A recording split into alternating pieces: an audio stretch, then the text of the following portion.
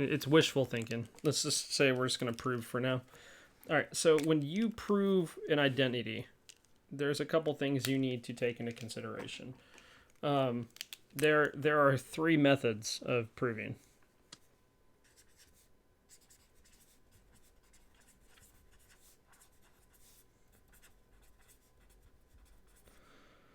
All right, two of them are really similar. The first is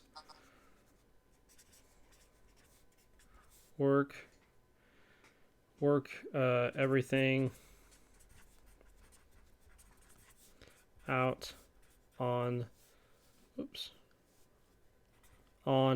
the right side to match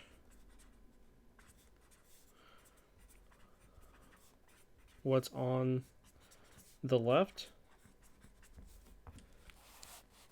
The second's basically vice versa. So the second is work everything out on the left side to match what's on the right. And your third is work both sides until both match. And then that should be good. Okay, so really these two are the same. And then this one is you're working both sides at the same time. Now, it's very dependent on the problem and basically how comfortable you are with properties on which you want to do. A lot of the time, we're going to be working just one side of the problem to get it to equal the other side.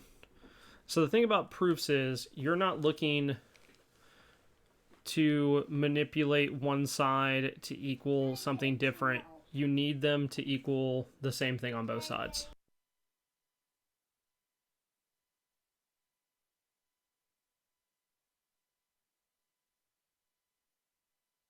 I'm going to give you all a second to write this, and I'm going to help Luke real quick.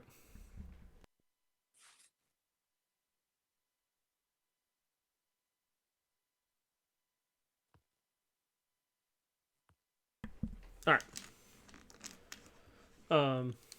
Am I okay to move on, or is anybody still writing?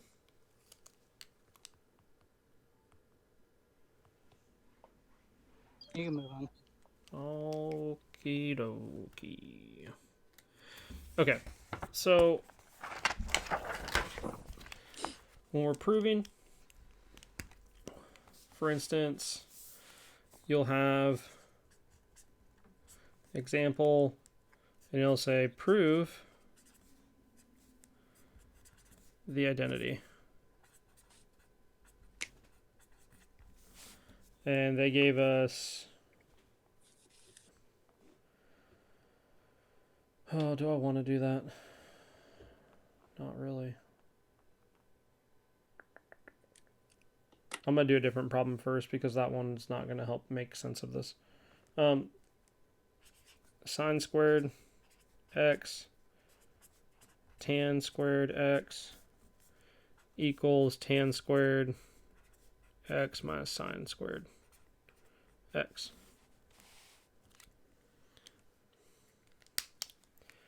Okay, the goal is to get one side to look exactly the same as the other.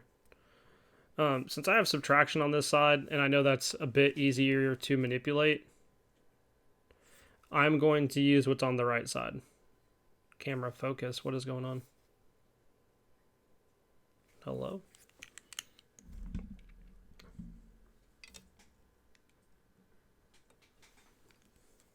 So that equals, is it going to focus? There we go. If we think about what tangent is equal to, we can get tangent to be in terms of sine by saying sine squared x over cosine squared x, and then doing minus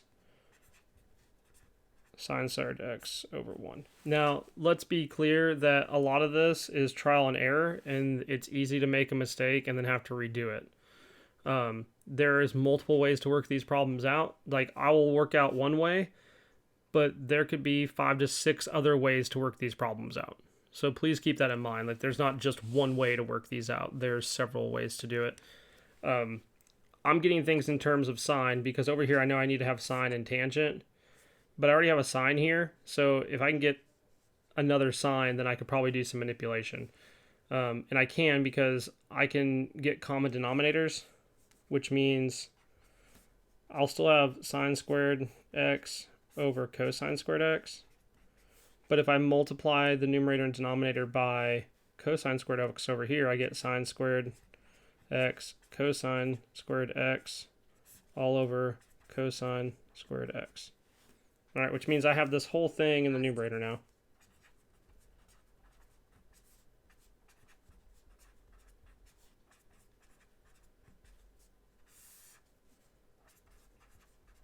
Hey, what do these two things have in common?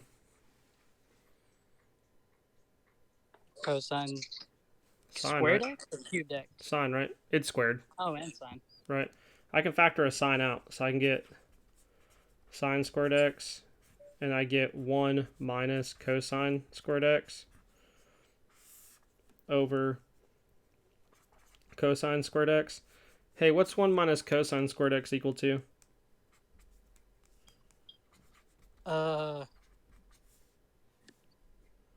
Shoot. It's a Pythagorean identity. Ah, dang it. Don't worry. It's sine squared x. Dang it. All right. Now you have sine squared x, and cosine squared x. Well, you know sine squared over cosine squared is equal to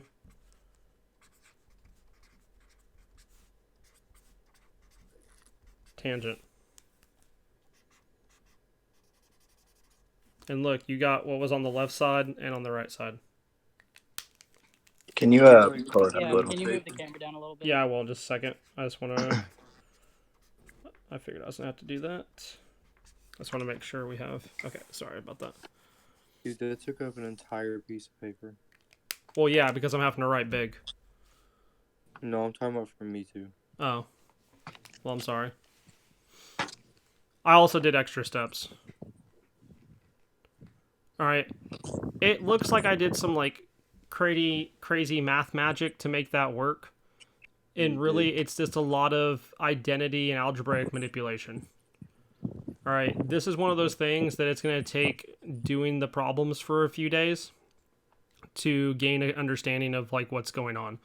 So, I would strongly suggest getting those identities written down on a separate sheet of paper and having them, like, with you when you do your homework.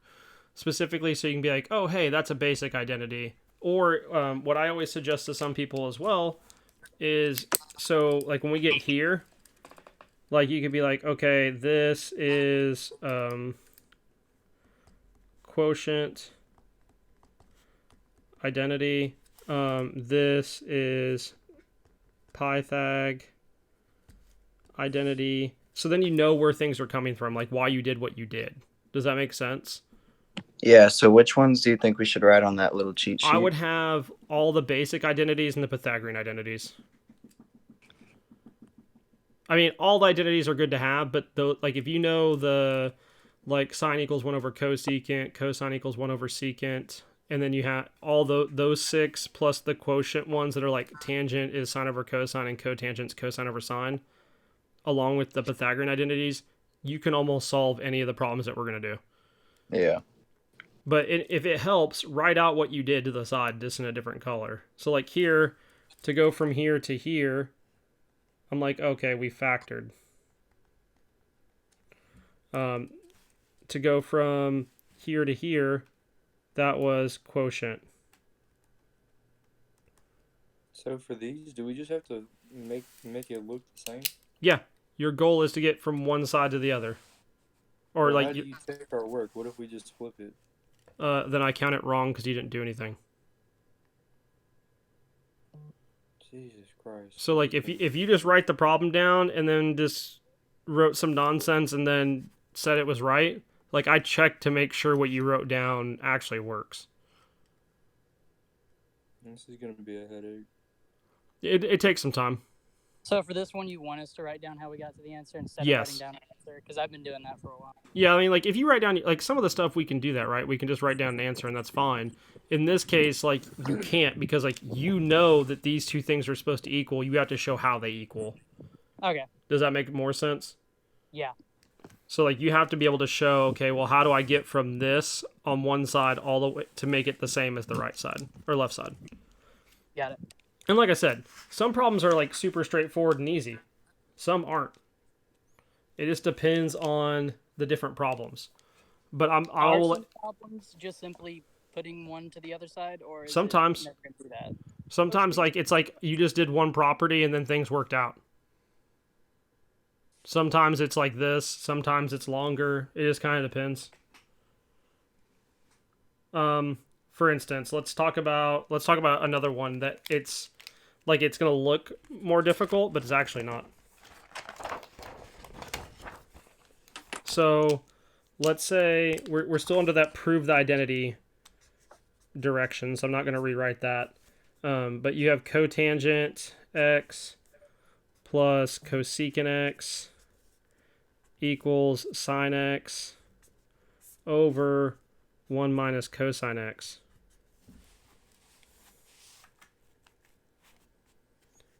This looks like it's going to be harder, right? Yes. Can you No. like move your?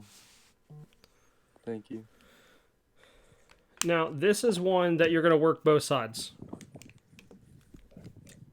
to get one side to look like the other. So I'm going to work the left side first and just go, hey, I know cotangent is cosine x over sine x, and cosecant x is 1 over sine x. So I should be able to get cosine x plus 1 over sine x out of that. Well, then I have to ask myself, how the heck do I get cosine x over sine x? Or 1 plus cosine x, or cosine x plus 1, whichever way you want to look at it, over there. Hey, what can I multiply out of the denominator? What's a conjugate that I can multiply by? I can multiply by Sine x, maybe? 1 plus cosine x, right? Oh, yeah, it's... For the conjugate? I really need to get that. Just on the bottom. No, you do it to both, on the bottom and the top. Okay. Right? And the reason being is, then you have this idea that says... Hold on, where was I at? Yeah, that'll work. I have sine x times 1 plus cosine x, and I would not change that yet, like don't distribute or anything. But in the denominator, I'm going to get 1 minus cosine squared x. The reason you did the conjugate is you multiply the first and the last, you don't worry about the middle terms. 1 minus cosine squared is equal to what?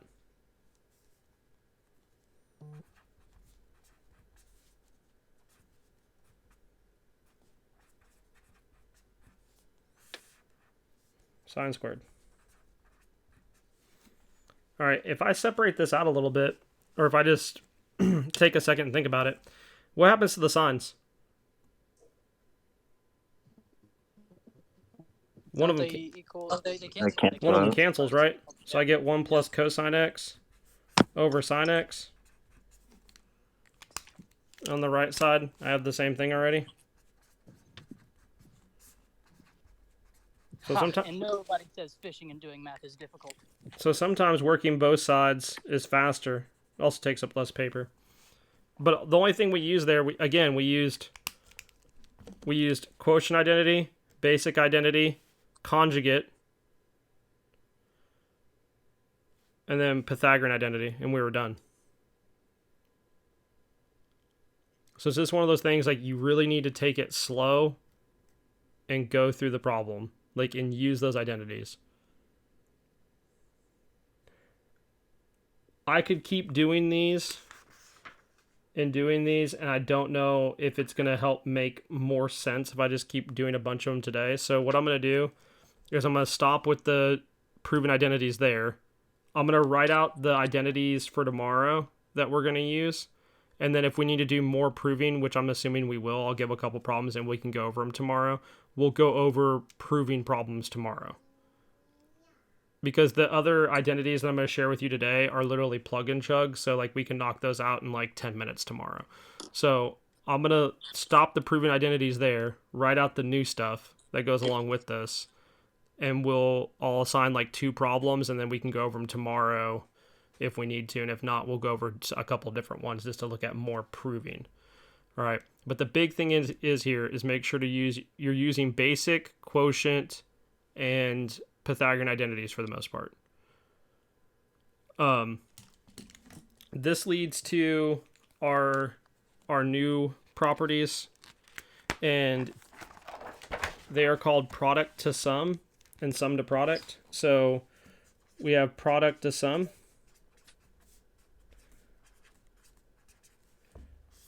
There are 4 of them. When you have sine x times sine y, you can take that product and change it to a sum, which is cosine x minus y minus cosine x plus y. And then if I have cosine x times cosine y, I get 1/2 of cosine x minus y plus cosine x plus y. And then we have sine x times cosine y equals 1/2 of sine x plus y plus sine x minus y. And then we have cosine x times sine y equals 1/2 of sine x plus y minus sine x minus y. All right, so that's the product. Are those all subtraction on the left side?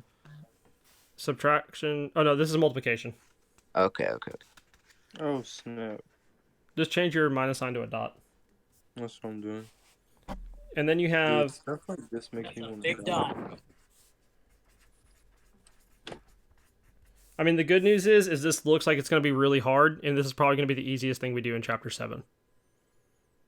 Wait, that was that. There's more than that. Yeah, sum to product. What the hell? All right, so then you have, if you have a sum, which would be sine x plus sine y, you get 2 sine of x plus y over 2 cosine. Do you want us to add this to the chart we already have of like things we need to know for this? Yeah. Okay.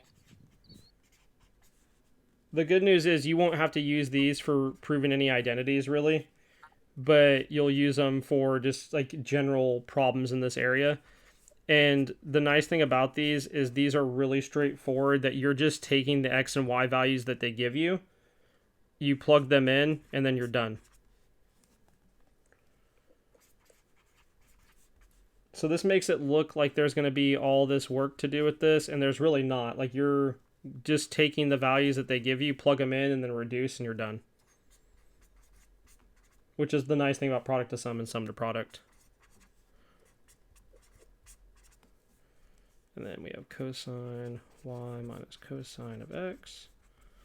And that gives us 2 sine of x plus y over 2 cosine of x minus y over 2. All right, and that's everything I'm going to go over today.